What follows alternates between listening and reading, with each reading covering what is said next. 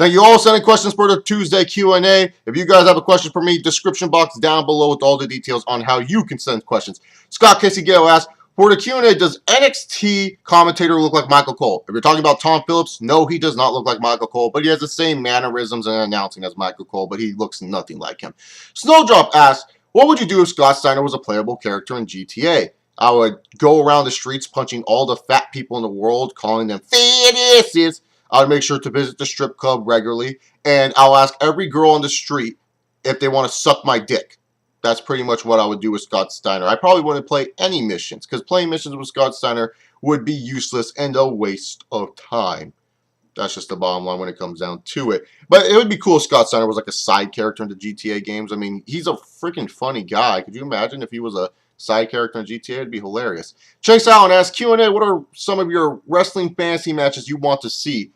Triple H versus Bobby Roode, Hulk Hogan versus Austin, Hulk Hogan versus Austin, Hulk Hogan versus Cena, I mean.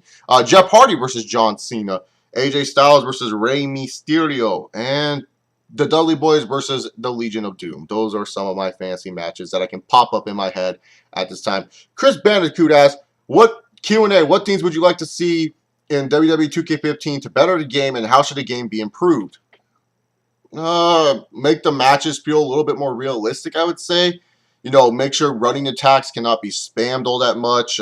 Make the matches just feel a little bit more realistic, because it's like, you know, I'm all for non-realism in any type of video games, but like the wrestling games, like, you know, when I say that, I still want the people to sell my damn finisher. Like, I don't know how many times I played WWE 13, 2K14, and they're like X Division matches, man. Like, they will kick out the finisher, they will stand up after the finisher. It's like, really? This is like an X Division match, man. This ain't no, like, you know, actual legit match. Like, I get pissed off when I hit the stunner, and then all of a sudden the dude's coming up like, oh, yeah, I didn't get hit by a stunner. I'm fine. It's like, you know, make the superstar sell a little bit better. You know, that type of deal. Make sure running attacks cannot be spammed all that much. Find a stamina feature that can actually work.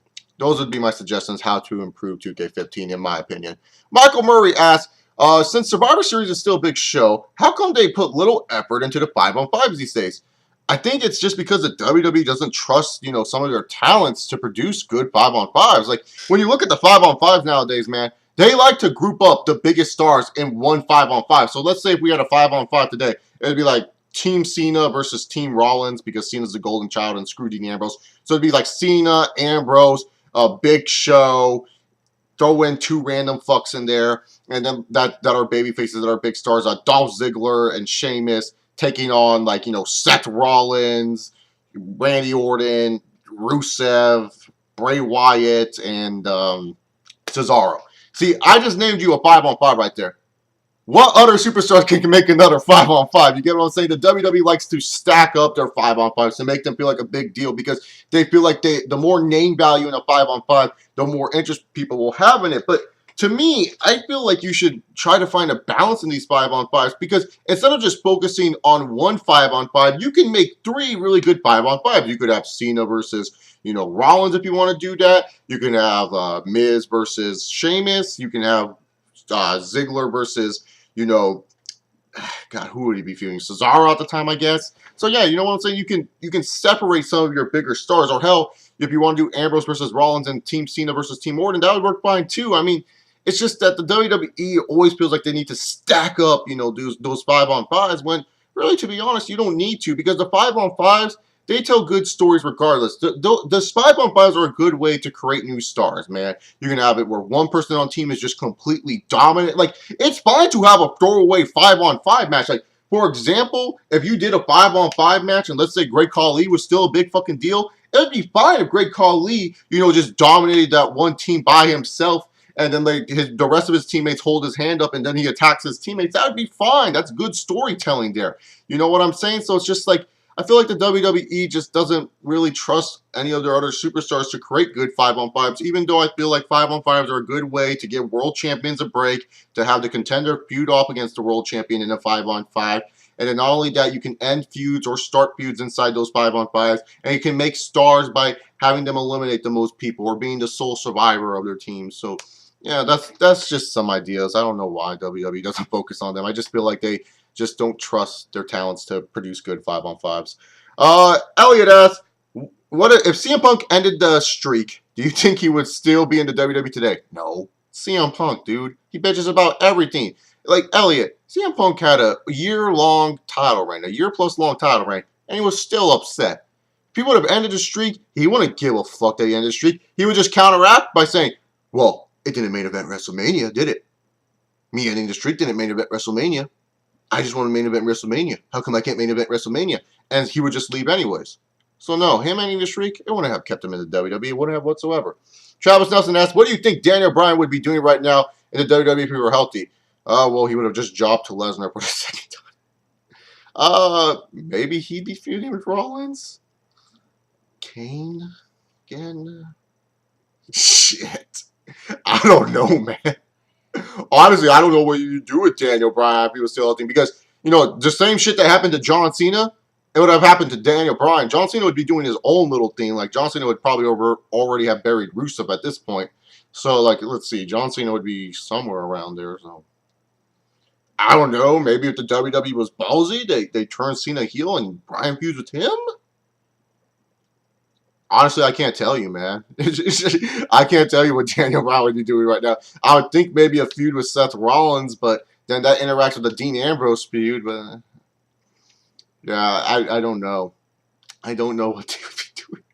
And that's sad. That's how you know the WWE's bad right now. Here's motherfucking Daniel Bryan, one of the best in-ring wrestlers in the world, one of the hottest guys in the company. Someone asked me a question, what would Daniel Bryan be doing right now at the WWE? And I can't fucking tell you. If I can't think of an idea for one of the top stars in the current WWE, if I can't think of how to book this guy in some sort of feud right now, that's how you know how bad the WWE is. Like, shit.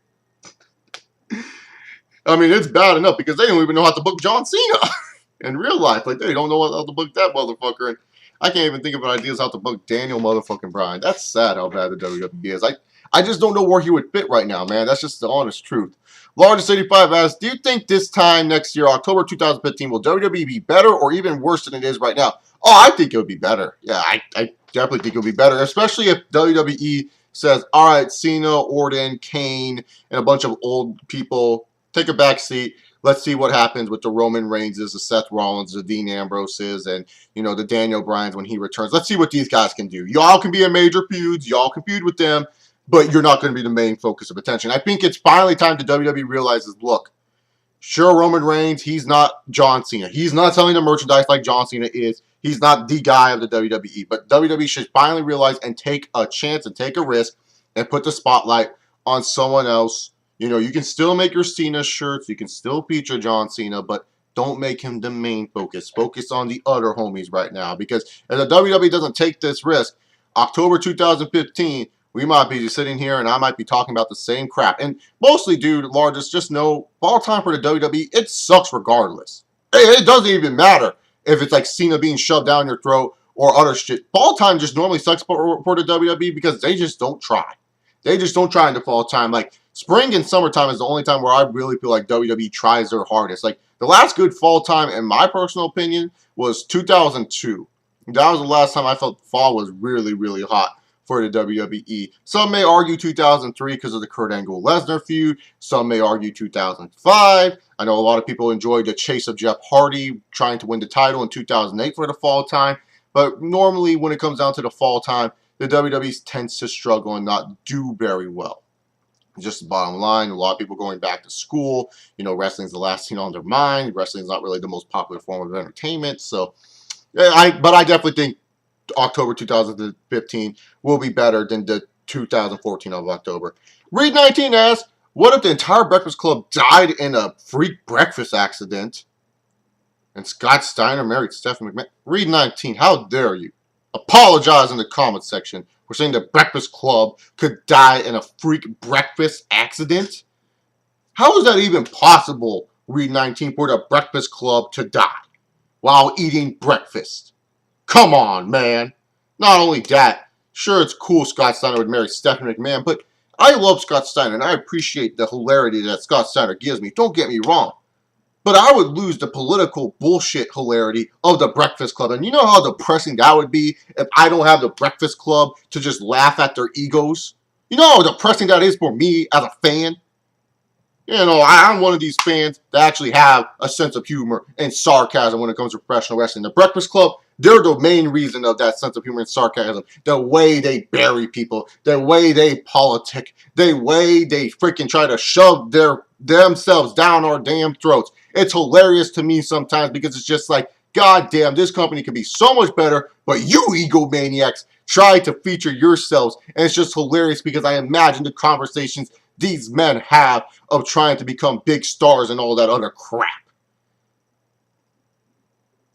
Even though Scott Steiner marrying Stephanie McMahon would be hilarious, Read 19, it won't be hilarious enough to fill the void of the political bullshit that is the Breakfast Club. That's just the bottom line. Built Brad Ford asked, what would you do on a date with Trish Stratus? Take her out to dinner? That's it. I'm not really the most romantic guy in the world. Like, just being dead honest here. Take her out to dinner, see what she wants to do, and then do what she says she wanted to do. That's pretty much it. Maybe do yoga with her. Who knows? I'm not the most romantic guy in the world. I'm very bad when it comes down to doing romantic favors when it's like going on date nights. Like it's just annoying, man. It's like, don't you want to just like walk or something? No, we gotta go to a fancy dinner club and shit. I'm like, what the fuck? I like doing that stuff every once in a while, but every Friday night, get the fuck out of here. Redwolf316 asks, what are some of your favorite match stipulations and least favorite match stipulations? Favorite match stipulations, Hell in a Cell, TLC, Ultimate X. Those would be my three favorite for sure. Least favorite stipulations, anything involving a scaffold, because it's just like I don't want to see a human person fall 18 feet in the air. It looks stupid to me. You know what? I don't hate hardcore matches, but pick a fucking name, okay? Extreme Rules, hardcore, no DQ, no countout, false count anywhere. Okay, fuck off. Just choose one name for this stipulation. I don't hate hardcore matches, but it's just like hardcore matches have all these damn different stipulation names. Just call it a hardcore match. You don't need to call it no DQ, no countout, no hardcore. It's like, god damn. Just think of a fucking name for the hardcore. So any stipulation that, like pretty much any stipulation match that is just particularly just a hardcore match, but they name it something different, like a false count anywhere match. It's a hardcore match. Don't call it false count anywhere. We know what it is. A street fight. Okay, it's a hardcore match. Like, goddamn. What else? Really, that's it. I don't really hate stipulation matches that much. I hate when stipulation matches get overused. I don't really hate stipulation matches all that much. Clarkson Lopez asks, how different would RVD and Booker T's career be if they weren't buried by God, a.k.a. Triple H? Oh, huge differently, man. You know, RVD would actually be a big babyface for the WWE. Not the guy of the WWE. I wouldn't say he would be the man of the WWE, but he definitely would be a nice little babyface placeholder, you know, and then have it where a big-time heel beats him for the belt. You know, he would look credible. You would take him seriously when he would come down to the ring. You would think that, you know, RVD's a threat to win a world title all the time instead of being that guy where it's like he comes this close but is always this short. But he would be a threat. You know, you could use him as a placeholder guy to feud with people. Like, let's say for JBL's sake, you know, you had JBL on that long reign as, you know, SmackDown champion. You could have had RVD face JBL, and, you know, RVD would be a legit threat. It wouldn't be like, oh, I can't wait till RVD wins the WWE title. You're saying, hey, RVD has a chance at beating John Bradshaw lately with the title. And same with Booker T. Booker T would kind of be in the same category as RVD.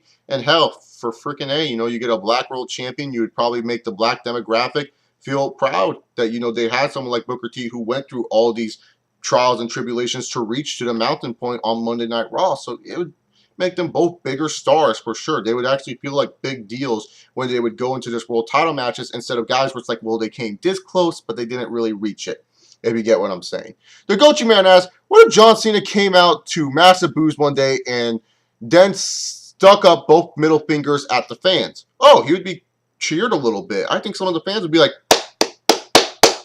appreciate you, Cena. Some of the fans would actually cheer for that crap. You think the fans would boo even more if he stuck up middle fingers? No, it's John Cena doing that. I mean, any other heel doing that, it's like, boo, oh, what an asshole. But John Cena, everyone would be like, yeah! Like, they would say, fuck yeah.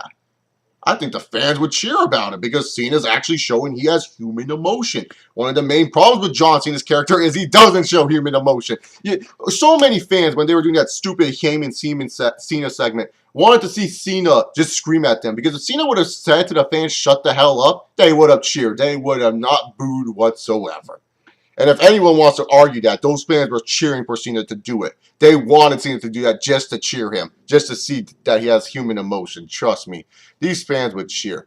Mac Gochi asks, what if the WWE had the Bunny become WWE Champion, World Heavyweight Champion one day, since in here they're pushing it like crazy?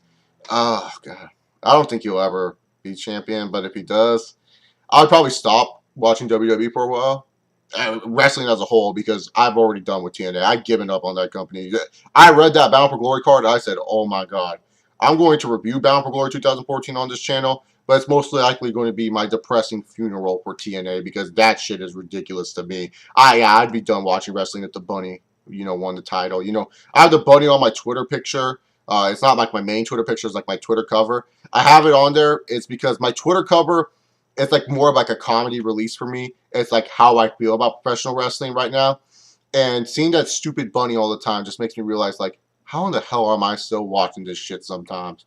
Maybe it's just because of the spontaneity that is Monday Night Raw, that it is live, and anything can happen in professional wrestling. And no matter how bad it gets, it's still kind of there. But it's just like, sometimes I wonder, how the fuck am I still watching it? Josh Chambers asks, who is your favorite wrestler in the indies? Okada? Probably Okada at this point. I watched his one match with AJ Styles, and I thought it was good, and I watched more matches from him, so probably Okada. Yeah, I would say Okada, and just Okada. I like Okada a lot. Like, I don't think he's the best Japanese wrestler I've seen, but he's pretty damn good. So I would say Okada. Does he count as indies? Because he wrestled for New Japan. If not him, Senshi, Homicide, one of those two. Slapnuts 2000 asks, what's your favorite shoot promo in wrestling? Like, in the ring, or, fucking candid interviews? In the ring, probably Heyman's. Yeah, Heyman's shoot promo was pretty damn good. Outside of wrestling, Kevin Nash is always fun to fucking listen to. New Jack is hilarious. Iron Sheik. So yeah, those would be my favorite shoot promos. Outside of the ring. In the ring, it's probably Heyman. Heyman has done a good job with some shoot promos. I like his ECW One Night Stand one and the one he did on that one SmackDown. So, yeah, Heyman for sure. Joe Juicy asks, what if John Cena came out on Raw one day and cut a shoot promo on the fans, and the fans boo him and insults them? Oh, fans would cheer, just like I talked about earlier. They would like that John Cena's finally being human. People would appreciate Cena being human, and he would become the #1 babyface in the WWE that the WWE wants. Y'all think just because Cena gets mad, people will say, oh, what an asshole, we're going to boo him some more. No, people will like this shit. If you want Cena to insult you and crap, then if he does that, y'all would respect him because he's finally showing emotion. You would be giving the WWE what they want. You think this would make Cena into this big heel. You think that Cena, by turning him heel, he would become this big figure and everyone would hate him. And it would be so easy to make a new babyface, but it wouldn't. Because the people would cheer him. They would like heel John Cena more than the babyface Cena. And so you would be making Cena into the #1 babyface. That's what I'm saying, man. It's like, people don't understand. It's like, it's not just simple. You cannot just turn John Cena heel. Right now, he already is the heel. He's already the #1 heel in the WWE.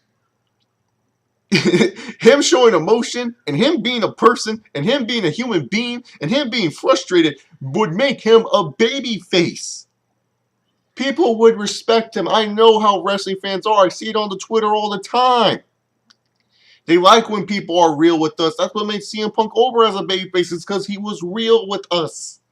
If John Cena was real with us, yeah, you would still be annoyed that he's featured on our television all the time. Yeah, you would still be annoyed that you're hearing the same fucking theme music all the damn time. Yeah, you'd be annoyed that he might win another fucking title. At the same time, you would be like, at least he's more entertaining. At least this John Cena is better than the other John Cena I was watching before. That's what you would say. I don't know how many times I have to say that. John Cena showing his emotions would get a good reaction. Not a bad one, a good one. More people would like John Cena, and you just be giving the WWE what they want. More John Cena. More Mr. Juicy asks, why does the Great Khali still have a job in the WWE? He's tall and big. I guess that's the only reason why. I don't know.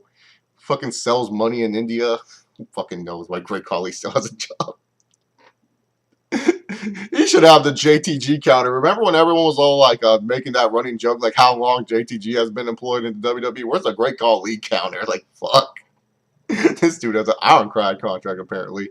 John Cool asks, if Kanye West was a wrestler and was the WWE champion, do you think he would put over Daniel Bryan? No. Why would Kanye West put over an ugly human being like Daniel Bryan? Seriously, no. Kanye West would not put over Daniel Bryan. He would look at Daniel Bryan as someone way beneath him.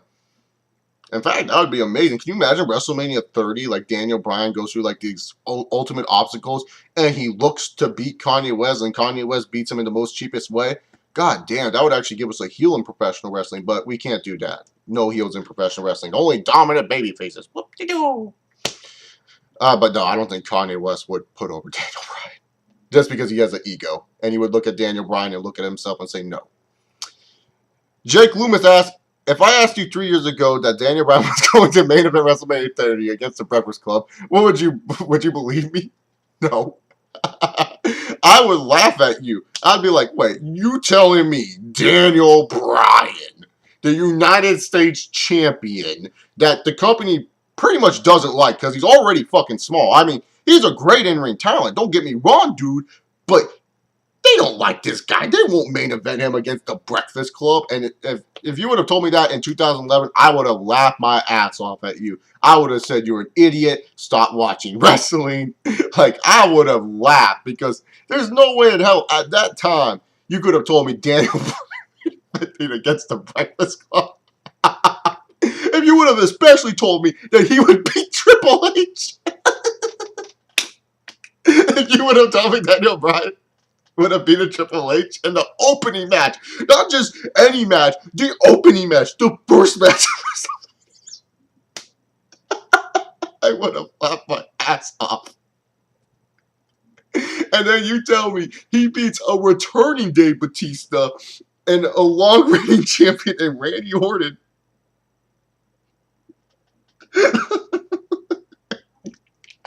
I wouldn't believe you, man. I would just call you a... Just thinking about that, thinking about like if you were in 2011 and someone's trying to tell you that shit, you're just like, what the fuck? No, hell no. Good question, man. Good question, Savvy. Or who asked that one? Jake. Good question, Jake.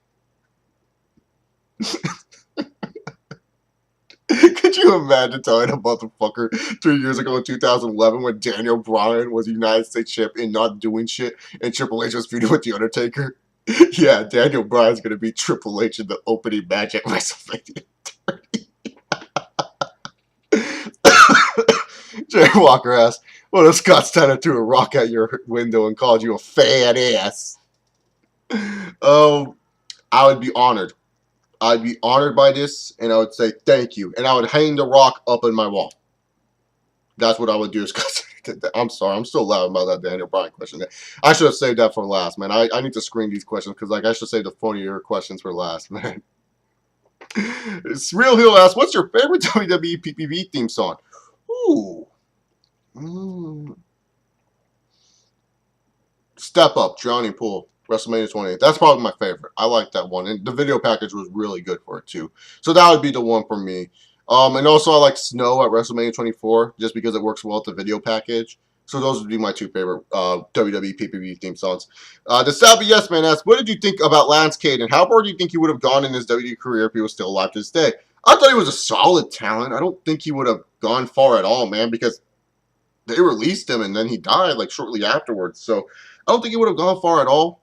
You know, he had attitude issues backstage. That was something about him that was why he was never really pushed far at all. I mean, he had a good size and everything, but, you know, his attitude wasn't really there. He wasn't really being a team player per se. So, you know, I don't think he would have gone far at all. He had good size. I didn't think he was that good of a talent in the ring.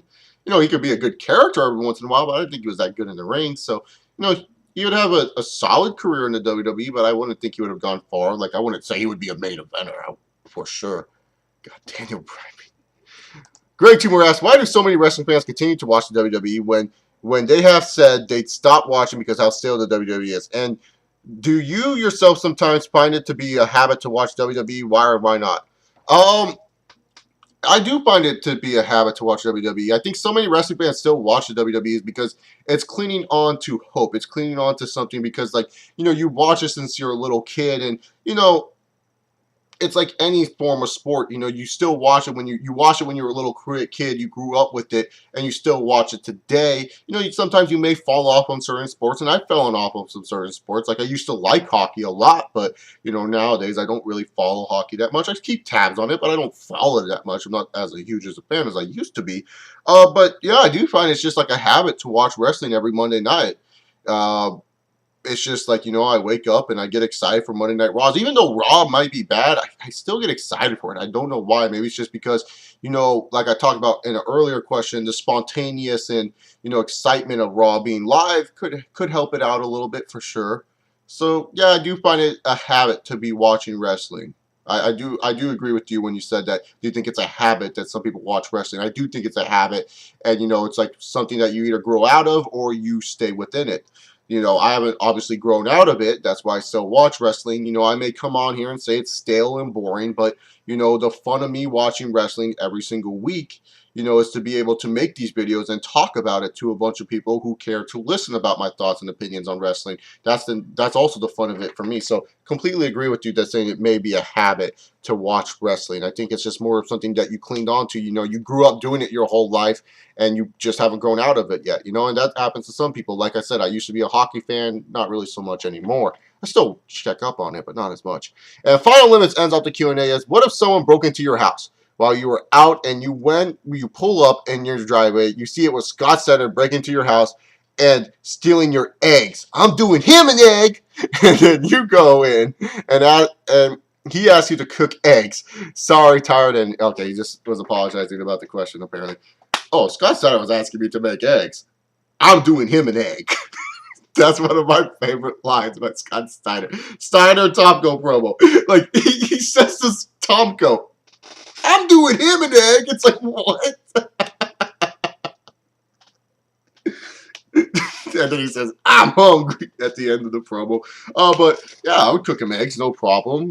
If he was just stealing eggs, I would have no problem. But if he stole something else, I would call 911 immediately. Even though I love Scott Steiner, I would call 911 immediately that someone broke into my house and if he stole something valuable. But if he just wanted me to cook eggs, I would cook them, no problem. Thank you all who sent in questions for the Q&A. I'll see you all next time. Wednesday I got the Bound for Glory reviews, Thursday I got the Bound for Glory reviews, and then Friday I got the Q&A with the SmackDown 15 review.